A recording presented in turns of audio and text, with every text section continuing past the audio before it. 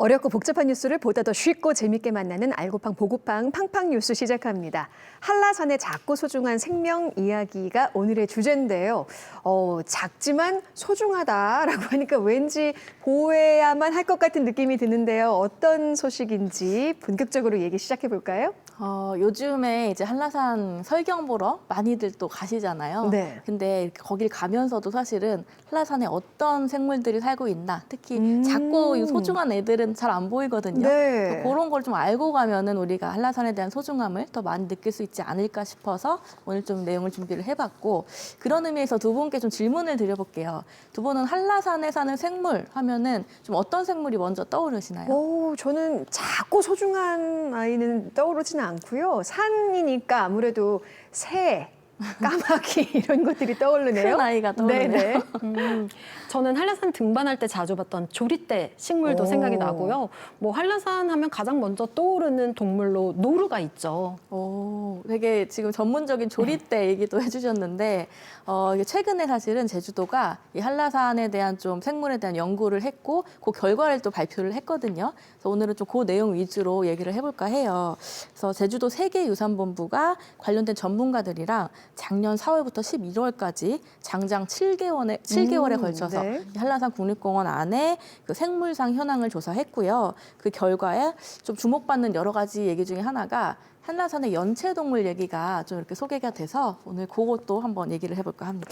연체동물 흔히 바다에서만 산다고 생각했는데 또 한라산에서 발견됐다고 하니까 흥미롭기도 하고요. 뉴스를 통해서 또 조개류 등이 발견됐다는 소식 접하기도 했거든요. 꽤 흥미로운 소식이었는데 이참에 좀 자세히 알고 싶어요.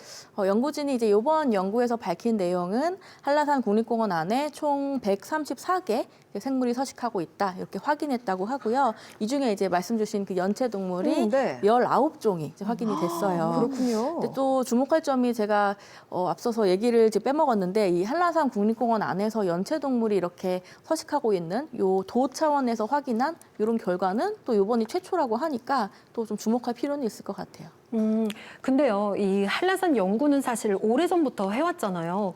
그런데 이번에 이렇게 연체동물이 살고 있다고 확인이 된 게 처음이라는 게 더 놀랍거든요. 그렇죠. 사실은 저도 그거를 이제 좀 저는 의심이 많아가지고 정말 처음일까? 예전에 보고된 적이 있을 것 같은데 생각이 들어서 좀 인터넷을 찾아봤어요. 근데 찾아보니까 이전에 이미 뭐 이런 거 이제 좋아하시는 개인적인 블로거 분들이나 아니면 이제 연구 개인적으로 하시는 분들 그런 분들이 개인 SNS나 뭐 블로그에 이렇게 올린 건 있더라고요. 한라산에. 개인적으로 발견해서 올린 게 있군요. 네, 그리고 뭐 예전에 1908년 뭐 그쯤에 일본인이 백록담에 뭐 이렇게 한라산에 조개가 산다를 또 보고한 적도 네. 있었고 이렇게 이미 조금 있기는 한데 어쨌거나 제주도 차원에서 좀 이렇게 대대적으로 해서 발표한 거는 또 이번이 처음이라고 하니까 네. 또 요거는 또 의미가 있다고 보겠습니다. 그 이제 어떻게 보면은 좀 제주도에서 공식적으로 발표를 한 셈이잖아요. 그럼 연체동물은 어떤 종류가 있었을지도 궁금해요.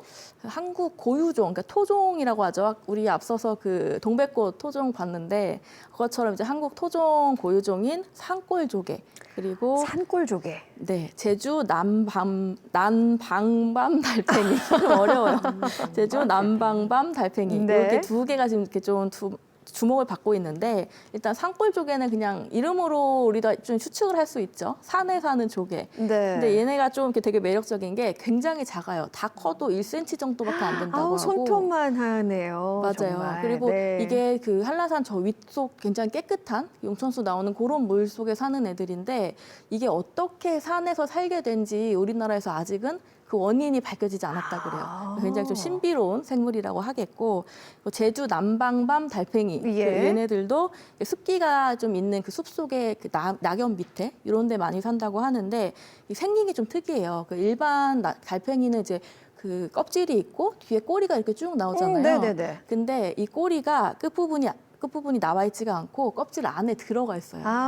그러니까 집 가지고 다니는 집 안에 들어가 있다는 거잖아요. 얘네는 바깥에 그러니까 노출돼 있어요. 그러니까 네네. 제가 지금 바꿔 말했는데 일반 집 달팽이 밖에 꼬리가 나와 있다는 거죠. 그렇죠. 그러니까 굉장히 네. 좀 특이해요. 이거는 인터넷에 검색해서 보시면은 이게 달팽이야? 이게 뭐 그냥 뭐 이렇게 막대기에 뭐 껍질 뭐 하나 올라간 것 얹어놓은 같은데 것처럼 생긴. 맞아요. 그렇게 네. 생긴 애들이라 한번 이거 알고선 보시면은 재밌을 거예요. 와, 생긴 것도 독특하고 이름도 참 독특하네요.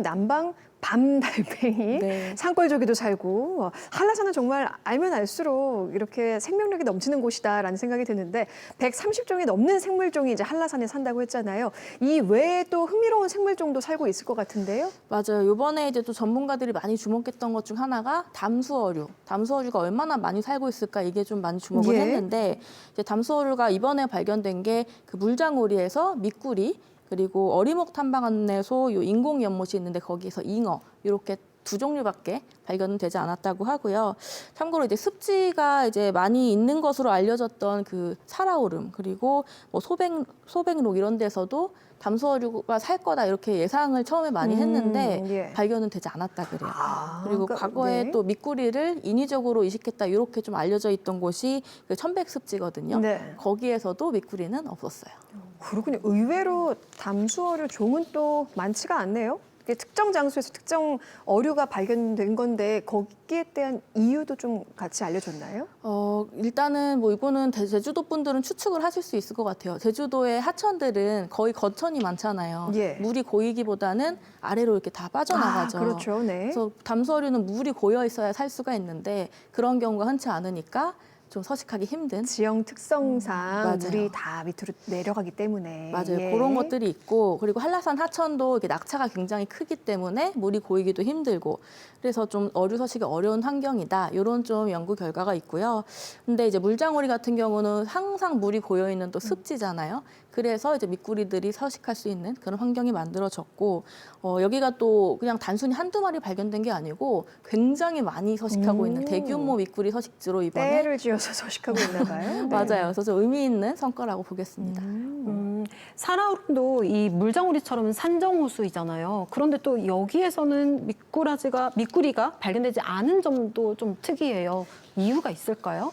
이제 사실 그 부분에 대한 조사가 좀 필요할 거예요. 그리고 그것도 제주도가 이제 한다고 얘기를 하고 있는데 일단 제주도는 후속 연구 통해서 국내 미꾸리 집단 그리고 한라산에서 발견된 미꾸리 집단 얘네들을 이제 비교를 한다 그래요. 유전자를. 아, 그래서 이걸 비교를 하면 한라산에서 발견된 애들이 과연 자연적으로 발생을 한 건지 네. 아니면은 어떤 국내 다른 미꾸리 집단에서 누군가 가져와서 얘네를 그랬을 수도 있죠. 그쵸, 넣은 방류? 건지. 네. 그렇죠. 그거를 이제 알 수 있다고 하고 요 결과는 저도 참 궁금해요. 어떻게 나올지. 아, 결과는 아직 모르는 거예요, 이제 지금? 앞으로 한다 이거예요, 조사를. 아, 그렇군요. 그러니까 화산섬 제주의 지형적 특성이 일단은 담수 어류가 서식하기에는 좀 어려운 환경이고 또 산정호수라 해도 곳에 따라서 같은 어종이 서식하기도 하고 또 그렇지 않기도 하고 이 부분은 더 연구가 진행될 거라고 하니까요. 또 결과를 기다려보면 될 것 같습니다. 이것 말고도 주목할 만한 점이 또 있을까요? 이제 거미류가 좀 주목을 받고 있는데 네. 새롭게 발견된 그러니까 미기록 종이라고 하죠. 거미류가 발견이 됐어요. 그래서 장수 염낭 거미류 그리고 접시 거미류 이렇게 두 종이 새롭게 이제 등록이 됐고 이제 이런 한라산의 다양한 특생물들 이렇게 연구를 할 때마다 사실 또 새로운 결과가 나오잖아요. 그렇기 때문에 앞으로 연구는 계속 할 거다 제주도가 밝히고 있어서 앞으로 또 결과도 우리가 주목할 필요는 있을 것 같습니다. 미기록 거미류라는 것은 아직 종이 확정되지 않은 특정되지 않은 거미류라는 거죠. 그렇죠. 그러니까 오. 지금 이제 이번에 처음으로 발견된 그쵸. 와, 한라산 얘기하면 아까 강나래 리포터도 얘기했지만 노루 이야기를 먼저 하잖아요. 종이 특정된 게 아니고 네. 한라산에서 한라산에서 처음 그렇죠. 발견된 종. 그렇죠. 네. 근데 뭐 이렇게 거미류, 미꾸리, 또 산골 조개까지 우리 눈에 잘 띄진 않지만 정말 작고 소중한 생명들이 많이 살아가고 있는데 이런 연구가 이제 앞서 좀 말씀하신 것처럼 한라산의 가치를 더욱 견고하게 해서 보호에까지도 또 힘을 실어주지 않을까 하는 기대가 되는데요.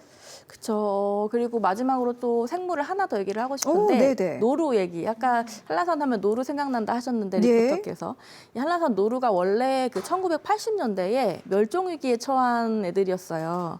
근데 제주에서는 이제 대대적으로 이제 겨울철에 먹이 주기 이런 것 때문에 이제 보호 운동을 펼쳤고 그런 것 때문에 이제 노루 수가 2014년 기준으로 12,000여 마리까지 훅 늘었는데 그 이후로 이제 수가 늘다 보니까 제주도가 또 정책을 바꿉니다. 네. 그래서 얘네들 유해동물로 이제 지정을 하면서 노루수가 또 줄어버려요. 그래서 이렇게 노루수가 많아졌다가 줄어졌다가 하는 게 제주도 정책 때문에 이렇게 됐는데 어떻게 보면 인간의 정책 때문에 생명을 좀 좌지우지 될 수밖에 없는 그런 노루의 운명 이런 와. 것도 우리가 좀 알아두면 좋겠습니다. 네, 한라산에서도 발견된 생물종 이야기를 하면서 노루의 운명까지도 이렇게 말씀을 해주셨습니다.